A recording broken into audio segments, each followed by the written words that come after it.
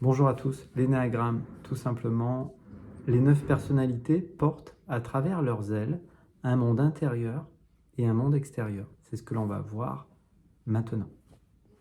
Vous pouvez voir ces vidéos comme un atelier qui s'enrichit d'une, deux ou trois vidéos par semaine, ça dépend un peu du temps que j'ai. Et donc, que vous soyez thérapeute, que vous découvriez l'énéagramme, enfin, d'une manière générale, j'espère que ces vidéos vous apporteront quelque chose. Ne serait-ce que des révisions si vous connaissez l'énéagramme. Et puis si vous ne connaissez pas encore bien ce système, eh bien j'espère que ça vous aidera d'une manière ou d'une autre. C'est un moment de partage spontané. Je ne détiens aucune vérité et c'est important de le rappeler.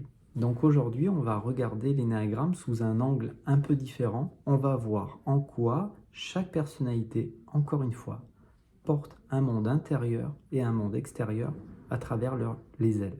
Les ailes, c'est les personnalités qui entourent la personnalité qu'on étudie. Les ailes du 2, c'est 3 et 1. Les ailes du 6, c'est 7 et 5. C'est bon de rappeler, au cas où vous découvriez ces vidéos et découvriez peut-être l'énéagramme, qu'on n'est pas un numéro, que l'énéagramme n'est pas un système fermé, et que justement l'énéagramme, tel qu'il était vu autrefois, et c'est comme ça que je le présente, c'est une manière de conscientiser que le mental n'est qu'un point de vue, un filtre. Pourquoi c'est un filtre et pourquoi c'est pas la réalité? Parce que si c'était la réalité qu'on voit, tout le monde verrait à travers certains événements les mêmes choses. Et c'est pas le cas. Si vous avez des frères et sœurs, vous pouvez voir que certains événements, eh bien que vous pensiez être la vérité, ont été interprétés différemment par vos frères et sœurs. Certains vont voir à travers certains événements difficiles de la colère, d'autres vont vivre plutôt de la peur, d'autres de la tristesse. Qui a raison? Peut-être tout le monde et peut-être personne. De manière très terre à terre, si vous pouvez conscientiser que par moment vous avez peur, que par moment vous êtes plutôt relié à la colère, ou peut-être à la tristesse, ou peut-être à la peur, c'est que vous êtes en dehors de ça. C'est concret si vous pouvez observer quelque chose, si vous pouvez conscientiser que vous êtes 4, que vous êtes 6, que vous êtes 8. Ça veut dire que vous en êtes en dehors. Oui, c'est un mode de fonctionnement, et ça sera le vôtre jusqu'à la fin de vos jours, bien évidemment. Mais cette conscience est avant la personnalité. La personnalité commence par un prénom. C'est une histoire composée d'éléments du passé, du futur, c'est des croyances, des émotions. Cette conscience que nous sommes n'a pas d'histoire.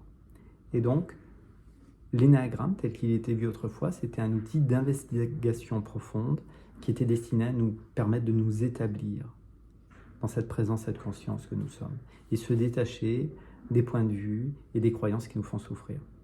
Allez, j'arrête ici pour cette petite intro, parce que je sais que normalement on ne doit pas faire d'intro, ou alors aller vif, tout de suite dans le vif du sujet. Mais voilà, moi je préfère vous partager les choses de manière authentique. Allez, concrètement, la personnalité 1 porte un monde intérieur et un monde extérieur. Le monde intérieur du 1 est bien relié au point 9, parce que le point 9, c'est l'acceptation de ce qui est.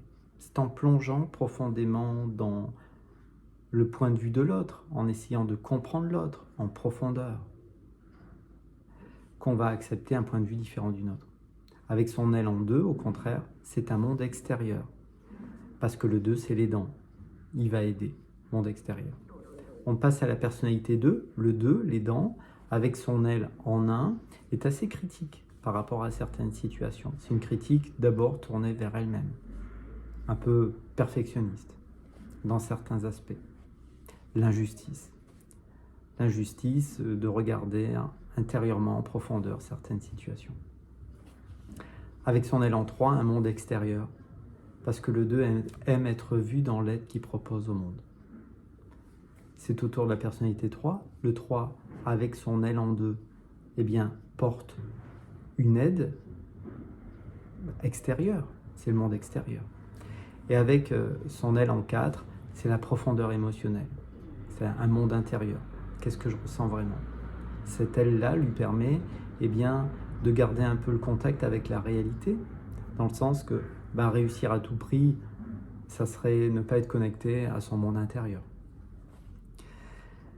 La personnalité 4, eh bien justement une profondeur émotionnelle très importante, très passionnée, et en même temps, avec son élan 3, l'envie d'être vu dans cette différence. Le 4 se sent différent. Avec son élan 3, il a envie d'être vu dans cette différence. Avec son élan 5, il va souvent se tourner vers ses passions. Comment je peux enrichir en profondeur mes passions? C'est pourquoi, bien souvent, vous allez le retrouver derrière un livre, dans sa chambre, avec ce besoin, justement, d'étudier en profondeur, de découvrir qui je suis vraiment. Le 5, eh bien, c'est le penseur. C'est un esprit très analytique, scientifique, souvent. Et donc, avec son aile en 6, il va pouvoir, à un moment donné, se relier à un groupe qui partage peut-être les mêmes passions que lui. Donc là, c'est son monde extérieur. Et puis, son monde intérieur, c'est finalement aussi qu'il est très fragile, très sensible, le 5, même si souvent ça ne coule pas.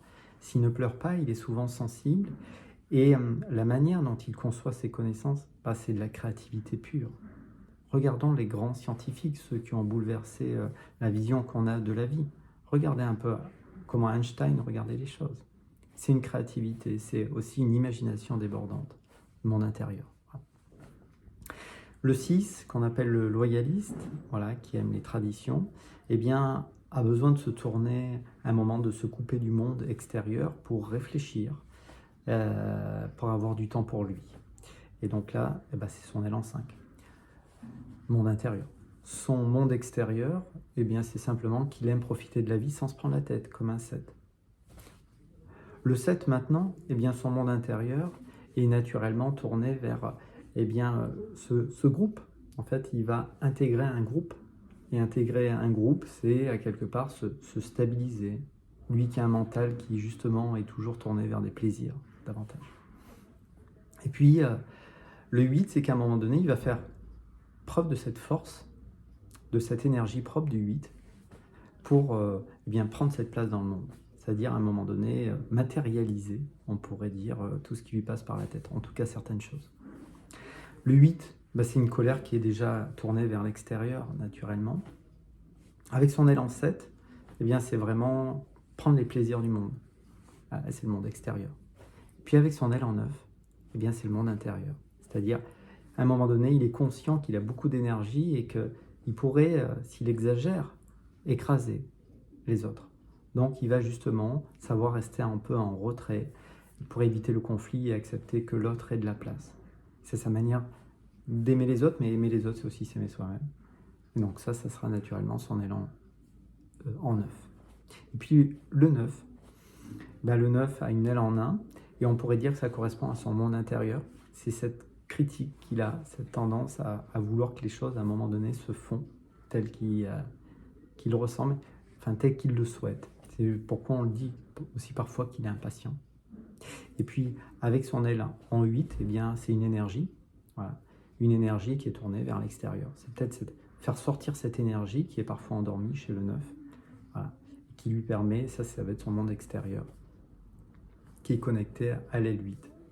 Le 1, c'est plutôt une critique et une colère qui est rentrée un peu aussi, parce que si je me mets le monde intérieur, parce que si je me mets en colère, je vais créer du conflit. Alors que ce qui est important pour le 9, c'est l'harmonie. J'espère que cette petite vidéo était claire, c'est un moment de partage spontané encore une fois, et puis vous pouvez, voilà, si vous souhaitez, vous abonner, me mettre un petit pouce bleu, je ne sais pas de quelle couleur il est, un petit pouce. Peut-être à bientôt, voilà. J'espère que ça vous a plu. Au revoir.